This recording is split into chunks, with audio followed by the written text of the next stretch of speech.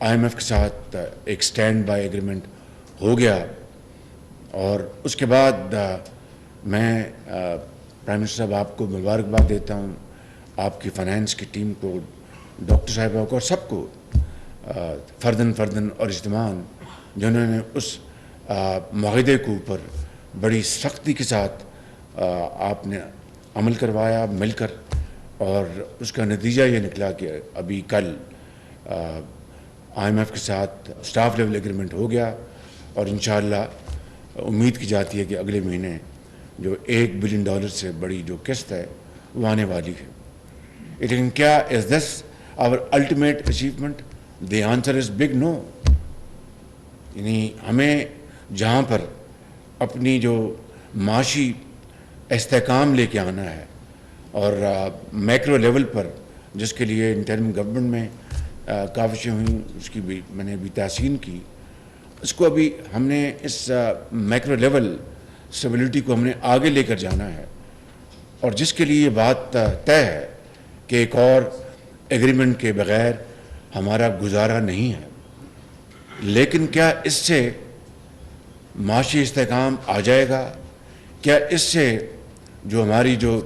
Growth ٹریجکٹری ہے وہ بڑھنا شروع ہو جائے گی؟ کیا اس سے ملک کے اندر خوشحالی کا ایک انقلاب آ جائے گا؟ ایک بہت بڑا ایک سوال ہے جس کا ہمیں جواب ایک اس کے صحیح پرسپیکٹو میں دینا ہوگا۔ یہ پروگرام جو ہے، جو ہمیں مزید ایک اور پروگرام چاہیے، اس کا دورانیہ 2 سال یا 3 سال ہو سکتا ہے، اس میں ہم نے اس پروگرام کے ساتھ ساتھ ڈیپ روٹڈ اسٹرکچرل ریفارمز لے کے آنی ہیں، جس کے بغیر اگر کوئی یہ سمجھتا ہے کہ پاکستان میں خوشحالی آ جائے گی اور جو اکانومی جو ہماری جو بلیڈ کر رہی ہے بہت بری طرح سے وہ بند ہو جائے گی، میں سمجھتا ہوں کہ یہ ایک خواب ہے۔ اگر ہم نے میکرو لیول پر اسٹیبلٹی ہم لانا ایک انتہائی ضروری قدم ہے، اس کے ساتھ ساتھ ہمیں مختلف جو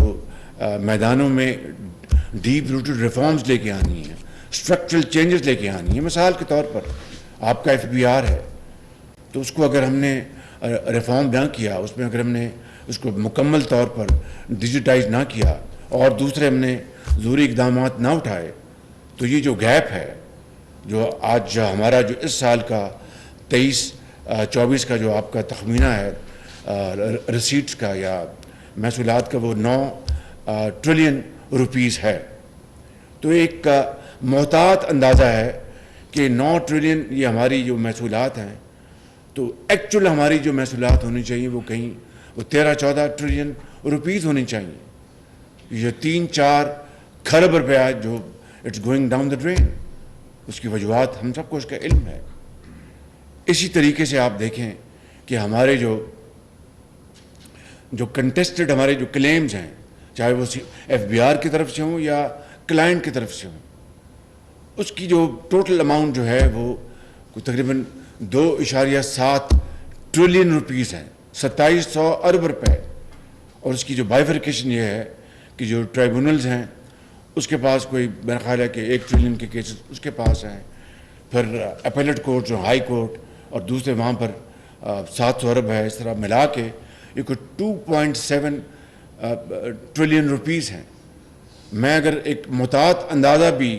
آپ کی خدمت میں پیش کروں کہ اگر آدھی اماؤنٹ بھی ہم ریکور کر لیں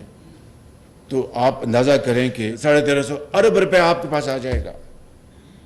اور یہ کوئی معمولی اماؤنٹ ہے 1350 ارب روپیہ۔ یعنی اگر آپ سالانہ آپ کی جو بجلی چوری ہوتی ہے 500 ارب روپے، اور آپ کی جو لیکیجز ہوتی ہیں 1350 ارب روپے آپ کے پاس آ جائے، تو آپ کیا یہ بات درست نہیں کہ آہستہ آہستہ ہم جو کشکول توڑنے کی طرف ہم اس راستے پہ چل پڑیں گے، اور جو ہمارا جو ڈیٹ ٹریپ ہے، جو میں اس کو ڈیتھ ٹریپ کہتا ہوں، اس میں بتدریج کمی آنی شروع ہو جائے گی۔ یہ ہیں وہ چیلنجز جو آج جس کا ہمیں سامنا ہے، نئی حکومت کا سامنا ہے۔ تو میں سمجھتا ہوں کہ اس وقت یہاں پہ فیڈریشن میں بھی ایک کولیشن ہے الحمدللہ، اور صوبوں میں مختلف سیاسی پارٹیز کی حکومتیں ہیں، یہ ہمیں مل کر کام کرنا ہوگا. وفاق اکیلا یہ ذمہ داریاں ادا نہیں کر سکتا جب تک کہ صوبوں کے ساتھ مل کر اس سفر کے طرف تیزی سے بڑھنا ہوگا. اور مجھے پورا یقین ہے کہ صوبہ پنجاب، صوبہ سندھ، صوبہ بلوچستان اور کے پی اور وفاق مل کر ان چیلنجز کا سامنا کرنے کی پوری اہلیت رکھتا ہے، اور انشاءاللہ مل کر ہم یہ مشکلات اور چیلنجز کا مقابلہ کریں گے. راستے میں بہت